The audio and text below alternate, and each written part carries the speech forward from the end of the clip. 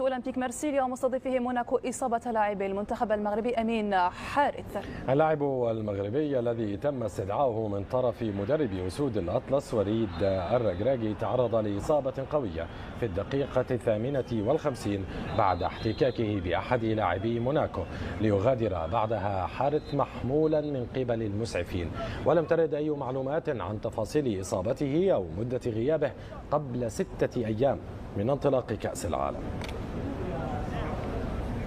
والآن مشاهدينا ننتقل إلى مراسلنا أمين السبتي من مقر إقامة المنتخب المغربي. أهلا بك معنا أمين. إذن أمين حارث أصيب أمس وكذلك أنباء عن غياب زكريا بوخلال، برأيك هل هذا سيؤثر على المنتخب وما هي الأصداء هناك؟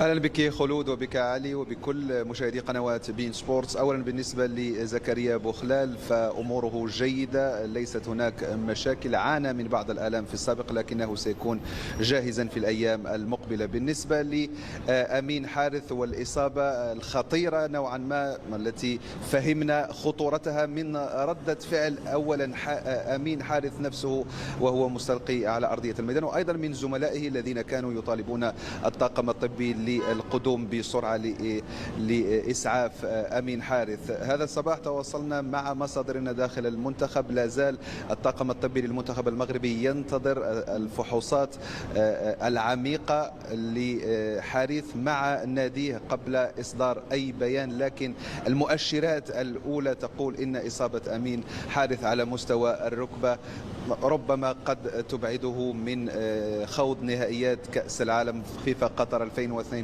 هو من بين العناصر المجربة والعناصر الجيدة التي تتوفر على إمكانيات كبيرة، وكان ضمن المنتخب المغربي الذي شارك في روسيا 2018، حتى أنه كان أفضل لاعب في المباراة الأولى أمام المنتخب الإيراني آنذاك. لاعب يقدم مستوى جيد جدا رفقة مارسيليا هذا الموسم، تقريبا لعب جميع المباريات بين الدوري ودوري الأبطال، لعب 16 مباراة، 10 على مستوى الليغ 1 و6 مباريات في دوري الأبطال. في هذه المسابقة الأعرق أوروبيا مرر 3 تمريرات حاسمة وسجل هدف، وكان بأداء جيد جدا منذ بداية الموسم. وبطبيعة الحال إمكانية غيابه قد تشكل أو قد تؤثر إلى حد ما على أفكار وليد الركراكي الذي كان يضع أمين حارث من بين أبرز اللاعبين الذين يمكن أن يعول عليهم، خصوصا على وسط الميدان الهجومي أو حتى هجوميا.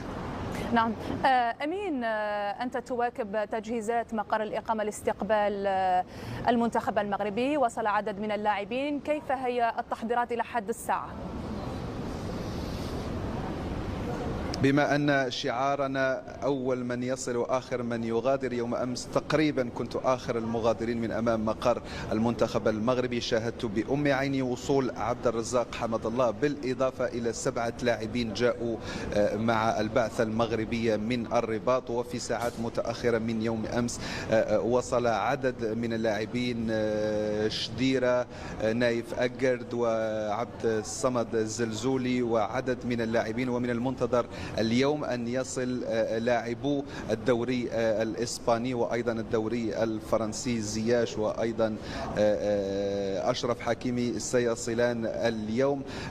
بالنسبة للأجواء، أجواء كانت جد حماسية يوم أمس كما تمكنتم من مشاهدة من خلال الصور. استقبال كان حماسي لتقريبا 100-150 من الجالية المغربية التي كانت ترغب في تقديم استقبال يليق بالبعثة المغربية، لعله يرفع من معنوياتها لتقديم بطولة جيدة. أيضا على مستوى إدارة الفندق كان هناك استقبال رسمي بالرايات والأعلام والأهازيج الشعبية المغربية، كل هذا لتوفير جو جيد وملائم للبعثة المغربية كي تركز فقط على عملها المنتظر. بالنسبة للتدريبات اليوم، سيقوم المنتخب المغربي أو الموجودون أو المتوفرون حاليا مع وليد الركراكي سيجرون تمريرا خفيفا في مركز تدريبات بنادي الدحيل على أن تلتحق أو تكتمل المجموعة اليوم مساء قبل أن يبدأ وليد الركراكي في التفكير في التدريب وأيضا في المباراة الودية التي سيجريها في الشارقة الإماراتية يوم 17. وكما أشرنا سابقا لازلنا نبحث في إمكانية إجراء مباراة أمام نادي الدحيل. ليس هناك أي شيء رسمي، لكن هناك حديث عن إمكانية إجراء هذه المباراة لمنح وليد الركراكي مزيد من الوقت لتجريب عدد من الأساليب وإعطاء فرصة أيضا لعدد من اللاعبين قبل بداية البطولة رسميا بالنسبة للمنتخب المغربي يوم 23 أو 23 من هذا الشهر في استاد البيت أمام منتخب كرواتيا. نعم، شكرا جزيلا لك أمين السبتي، كنت معنا من مقر إقامة المنتخب. نهضروا عليه بزاف، واقيلا ما نظنش بانه غادي يجي. علاش ما تظنش بانه غادي يجي؟ لا، انا سمعت بانه هو قال لك ما بغاش يلعب مع المغرب. على ما سمعته ما ناخذش قال مع اسبانيا، هو قال مع اسبانيا ما ناخذش الكلام ديالو. انا اللي كيبان لي قريب بزاف كريم، زعما صراحه ماشي حيت سفيان الرحيم هو بالنسبه لك الاقرب انه يعوض على حسب البيرفورمانس ديالو. شفناه عاوتاني هذه السيمانه وشفناه، فهمتيني، قريب. انا كيبان لي الاقرب. وشوف انا غير كنهضر على راسي. انا حموده، انا نغير سميتو، نجيب ان ميليو دو تيران ديفونسيف. مسكين حارس تقصح، باسكو اون طون كو ميليو دو تيران اوفونسيف عندنا بحال اللي تنشوف، عندنا زنزولي، عندنا بوفال، عندنا زياش، عندنا ابو خلال، عندنا شاعر، وعندنا شديره. بزاف، سي ترو دو موند. باغ كونتخ ملي تنمشيو للميليو دو تيران ديفونسيف عندنا ملاح وعندنا امرابط وجبران. هذوما الثلاثه اللي عندنا. دونك انا تنشوف بون بلا بغا يزيد انا تاكون سا سي اون شوز، مي تنظن انا كون خصنا نزيدو نبيرفورميو شي شويه ونعمرو شي شويه الفرقه، خصنا نجيبو ان ميليو تيران ديفونسيف. من غير الى هو داير في عقله بالله يمكن له يلعب المزراوي ميليو تيران، اما يمكن له يلعب كي تعيطوا له حكيمي ميليو تيران، اما يبغي يلعب ما عرفت سايس واقيلا حتى هو ميليو تيران. ما نعرف زعما واش شنو هما كيفاش تيدير لهذا الشيء.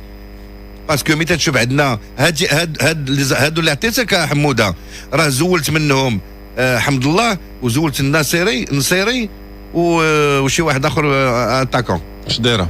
فهمتيني؟ دونك راه كاينين اون بوكو. علاش انا قلت لك رحيمي زعما سير لو كوتي، راه حيت زياش بو جوي 10، فهمتيني، يقدر يدخلوا ميليو تيران. سير لو كوتي رحيمي راه كاين زلزولي، كاين